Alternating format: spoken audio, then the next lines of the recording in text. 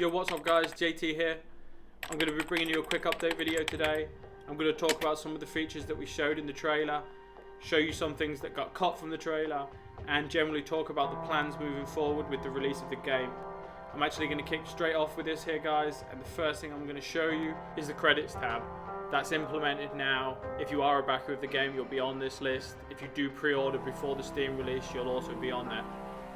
Over on the play window, the history tab now works, favorites is also implemented, and the own tab will show you the servers that you actually own. The friends tab isn't quite implemented yet, but you will be able to connect with your friends via the Steam overlay. I've actually taken a bunch of footage here. I tried to play through the game a little bit. I got quite a lot of content. I'm actually going to have some cuts in this video, sort of take you through the day and really just show you the bits that really I think that you'll like to see. One of the first things I'm actually wanting to talk about here is the view distance. Some of you might remember from the stress test that it was set to around 1,000 meters. Maybe you've seen it in some video or something. We've actually optimized things. We've combined some terrains in the distance, and we've actually managed to get that up to about 10,000 meters now, with some performance gains as well, which is always nice. I'm going to go ahead here and equip an axe, and the first thing I want to show you on the axe is the inspect readout that we've added. And we've decided to add that because we wanted to give the player some feedback about the item that they have in their hand without breaking the immersion by having UI on the screen. So you can press F and you'll see some information about the weapon you have, whether it's a gun or a melee weapon. And you might have actually noticed the green highlights on the tree there. We've actually added that because after stress test 2 we saw some footage on YouTube, and we noticed that people are struggling to find where they need to cut on the tree. So we've added those just to give the player a little bit of a cue to how to cut the trees down and just to guide them in the right direction. Something else that happens now as well is the axe take damage and dull as you use them. The more you use them, the blunter they get and the longer it'll take to cut down the tree. And you can use the new crafting system to resharpen them and make them last longer. If you do let it get to 0%, then it'll actually break, and then you'll have to salvage the parts from your inventory. As I walk up here, you'll actually notice that I get caught in some bushes, and it'll slow you down now as you walk into shrubbery. It'll make noise so that other players can hear it, and it'll also attract or deter AI. I'm not actually afraid to admit it, guys, that I got completely lost before I came over that ridge and saw Union Point Power over there. And that's something also that we really wanted to do with the landmarks in the world, where you'd be able to use them as reference points as you navigate around the world and try to find your friends. I'm actually going to head into town now because I know I'll be able to find a water barrel over there. We didn't want to make finding water difficult because we feel in this kind of environment it would be pretty easy. What we do want to do is have the challenge of purifying that water and making it safe to drink. So you can see this water barrel here. You don't actually know if it has water in it before you try to take it. It's a chance system where you walk up to it and find out. They will refill after it's rained, and they are persistent between players. So if you take all the water out of it, it won't be there for another player. But like I said, getting that water should be fairly easy. I actually head over into the woods now, where we're going to set up a little bit of a camp and actually show purifying some of that water on a campfire. I'm going to actually go ahead here and just give all the items for setting up this camp because I really didn't want to find them all. And this is also something that you guys will have access to. If you're a server admin, you'll be able to give yourselves items. You'll be able to give other player items if that's something you want to do. And there's loads of different variants of the give command. You can give single items, you can give items with quantity, or you can look up give, and all kinds of different options for that. You can actually see here that I forgot one of the IDs, so I just did try give and then a name, and it will basically look on the system and see what there is to give you that matches that name, and it'll try to give you it. You can see that I actually place a tent now, and that serves as a mobile logout point in the world. If you do use something like this, then you'll sign back in exactly where you did log out, and if you don't, then you'll log back in somewhere near where you signed out. You can see that I'm placing a fire here, and I'm just adding some parts to it, and we're going to use this after we've shown you the crafting system to actually purify the water and make it safe to drink so that you don't have a chance of getting sick. I'm actually showing the new crafting system here now, and we added this because we felt that the old system was becoming a little bit clunky with the lists. The lists were becoming a little bit long, and it was becoming hard to find exactly what you wanted to craft. So we've added this recipe system where you can assign stuff to the recipe and just find out yourselves if it is actually something that can be crafted.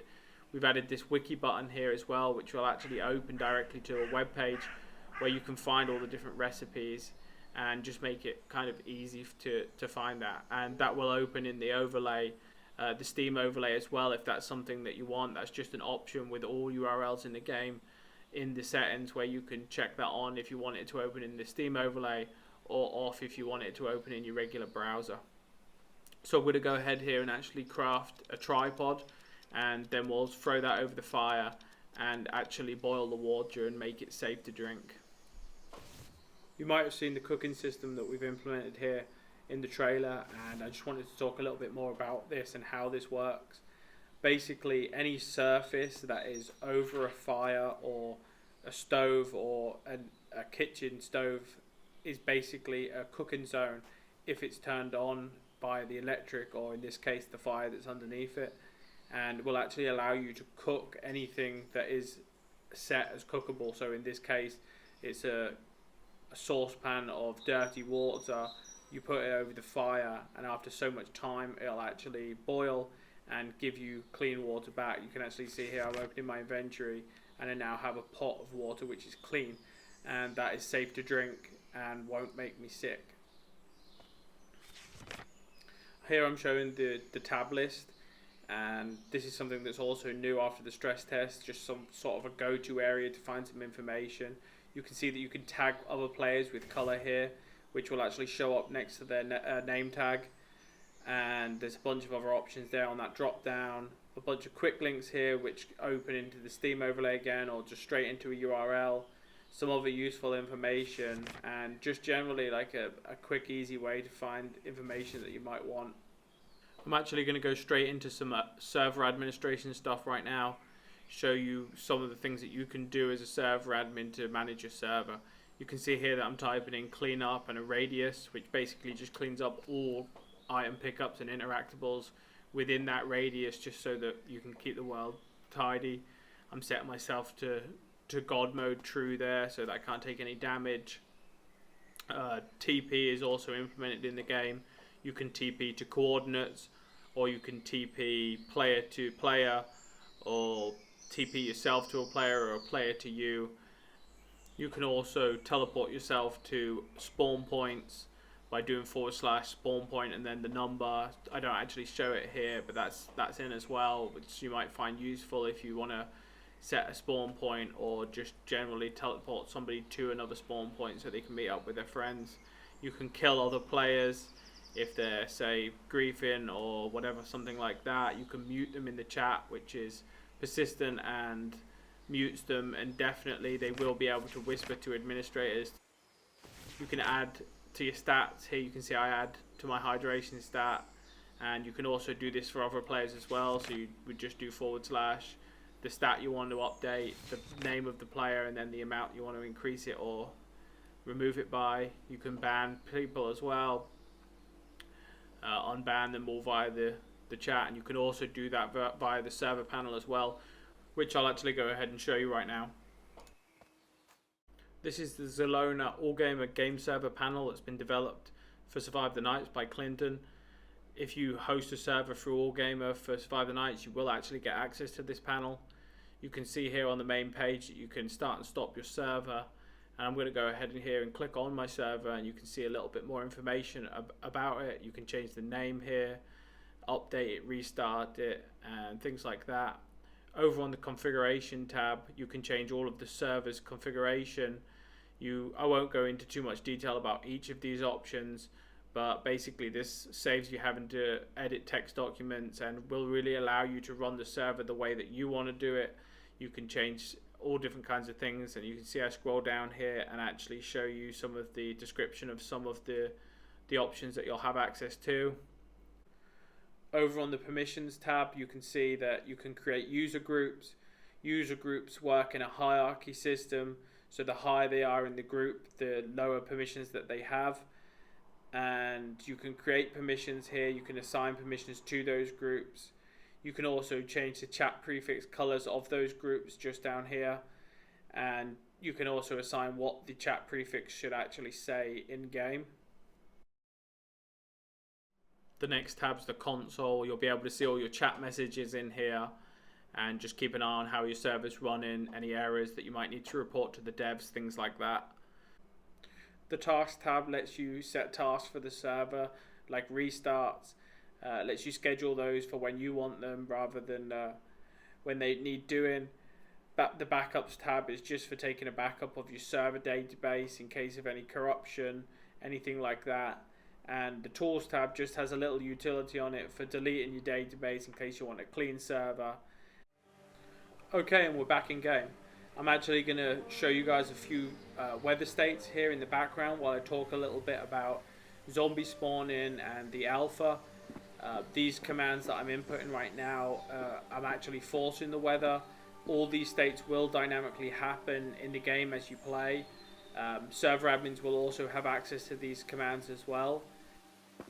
So as of Alpha 1.0, which will be hitting Steam fairly soon, zombies will actually spawn dynamically around the world. During the day you won't find them outside. They'll generally be lurking in houses and just hiding in dark places. We've done this because we want to approach the zombies from the perspective that during the day you can spend it preparing for the night. During the night, zombies will actually spawn outside. They'll be more aggressive and they'll actively seek other prey for food, and you'll actually have to fend those off more. As for the Steam Early Access, we're really positive at the moment. We're really confident about where the builds are. We're wanting to polish things off just a tiny little bit more. Even though we will be going onto Steam as an early access game, we want it to be a fun experience for the people who play. If you want to get involved with the backer testing, then you can pre-order the game through the Humble Bundle, and in the coming weeks we're hoping to do tests with the community and really gather information.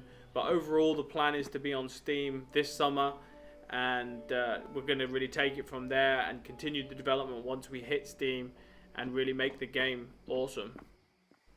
I just wanted to show you this last little clip to show something that we've implemented here into the game which we feel is like really important, and that is this wind up flashlight. And the reason we've added this is because we noticed during the stress test that finding flashlights was a real problem when you first started playing the game, and people were struggling to navigate around during the night. We don't want to sacrifice having dark nights because people can't play because they don't have lights. So we've implemented this wind up flashlight, and we're thinking about giving it away as a starting item. And as you can see here, it's super dim, it's almost useless, but you'll be able to have a source of light which is renewable. You can wind it up.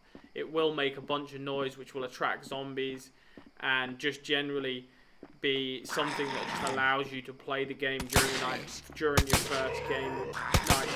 You can see here that we just got jumped by a zombie. We did manage to kill him, but that was a pretty close call. Alright guys, I'm going to end this video here. As always, a massive thank you from myself and the team. All of your ideas are fantastic. We love the contribution that you guys put in. If you did like the video, remember to hit the thumbs up and the subscribe. If you haven't already, come and join us on the forums in the Discord. We'd love to meet you. And I'll see you in the next video, guys. Cheers.